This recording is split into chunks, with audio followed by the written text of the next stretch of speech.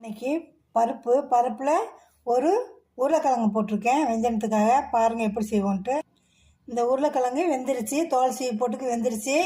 கழுவிட்டு தோலோடு போட்டு வெந்தய பின்னாடி உரிச்சிக்கிறலாம். இப்போது இந்த பட்டை வத்தலை இதில் வாட்ட போகிறோம், லேசாக வாட்ட போகிறோம். பாருங்கள் எப்படி வாட்டுறேன்ட்டு. இந்த மாதிரி பிடிச்சிட்டு வாட்டணும். உப்பு, வெங்காயம், எண்ணெய், உங்களுக்கு எண்ணெய் இருக்கோ அந்த எண்ணெயை ஊற்றுங்க.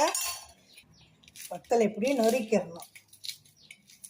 இப்போ சூடாக இருக்குது, அதனால் இந்த மாதிரி வெட்டி விட்டுட்டு இப்போ எல்லாம் சேர்த்து ஒன்றா பிசையணும்.